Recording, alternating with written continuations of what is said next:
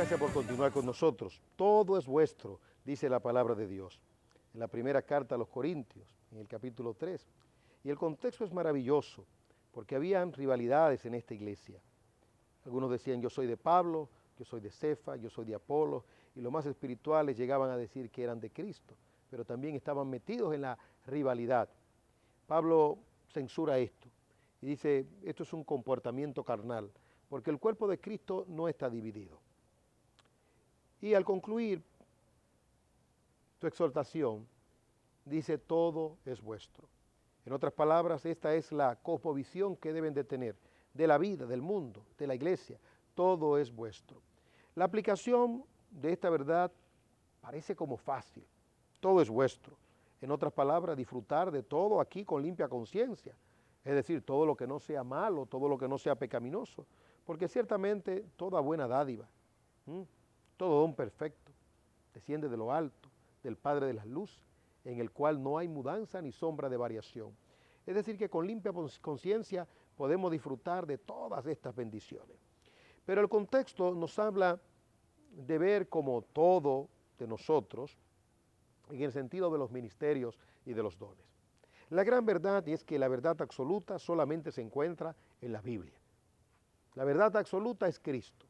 La verdad absoluta es la palabra de Dios. Nosotros que exponemos la palabra de Dios, aun cuando proclamamos la verdad absoluta de Dios, nuestras verdades, por cuanto son las verdades que predicamos, tienden a ser verdades relativas.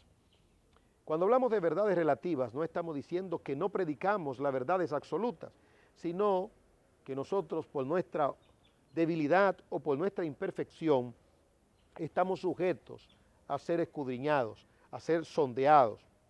El apóstol Pablo decía que él, pues, quería que lo sondearan.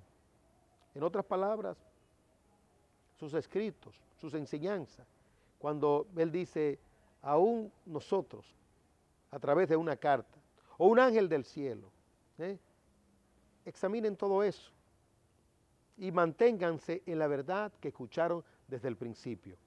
En otras palabras, Pablo no se ofendía cuando alguien lo escuchaba y miraba por medio de las Escrituras para ver si Pablo estaba hablando la verdad de Dios.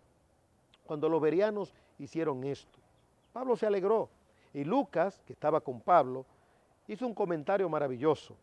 Habló de los bereanos como personas nobles. Dice, eran más nobles que los de Tesalónica. ¿Por qué? Porque eran más nobles, porque ratificaban lo que Pablo había enseñado, lo que Pablo había comunicado. Es decir, que los hombres de Dios con una conciencia bíblica y con una cosmovisión como la que se presenta en la primera carta a los Corintios, se sienten bien, se sienten contentos. Pero hemos dicho que parece fácil la aplicación de ese principio, de esa verdad, de ese emblema, todo es vuestro, pero no es fácil. El gran enemigo que se tiene es el orgullo. El orgullo. Nos gusta la polarización. Yo de Pablo, yo de Apolo, yo de Cefa. El partidarismo. Eso como que lo llevamos en la sangre.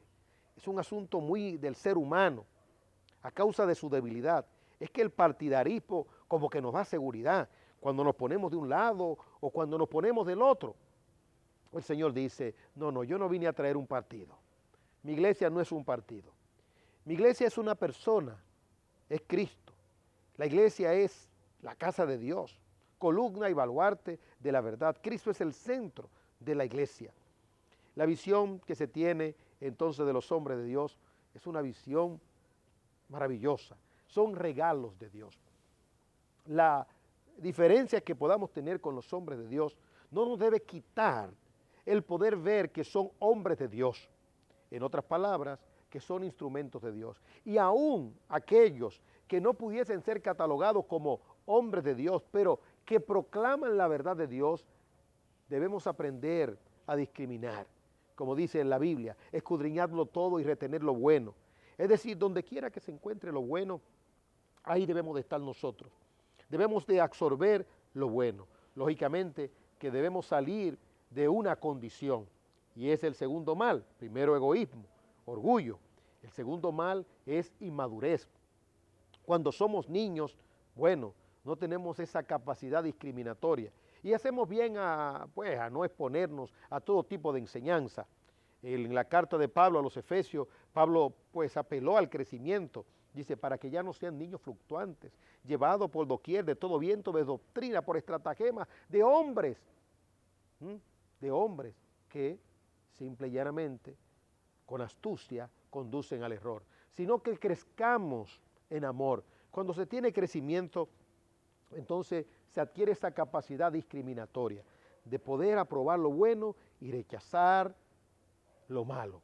Eso es, aprobar lo bueno y rechazar lo malo. Es fácil ver todos los dones como de Dios y disfrutar todos los dones como de Dios. No es fácil. Tiene que haber una liberación interna, tiene que haber una emancipación. En otras palabras, lo que estamos observando ahora, en este momento, es liberar nuestra conciencia en el sentido denominacional, si se quiere. Donde quiera hay hombres de Dios. Donde quiera, en cualquier lugar donde se invoca a Cristo, hay hombres y mujeres de Dios que están proclamando la verdad de Dios. La sabiduría de Dios nos lleva a absorber toda cosa buena donde quiera que se encuentre. Cada cual llevará su propia carga. Cada cual dará cuenta al Señor. Mientras tanto, disfrutamos de la sabiduría que Dios pone en el corazón y en los labios de una cantidad inmensa de personas. En la carta a los Filipenses, Pablo señala algo muy interesante.